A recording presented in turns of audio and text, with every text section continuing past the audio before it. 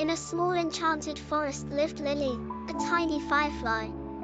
Unlike her friends, Lili did not shine yet. This made her very sad. One evening, Lili decided to go on an adventure to find her light. She first met Olivier the owl. "Wise Olivier," asked Lili, "how can I shine?" "Hoo," replied Olivier, "wisdom comes with patience, little Lili." Lili continued on her way and crossed paths with Frederick the fox. Cunning Frederick questioned Lili, "Do you know the secret to shining?"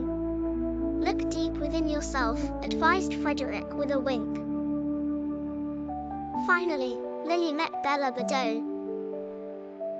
"Gentle Bella," implored Lili, "help me find my light." Bella smiled kindly.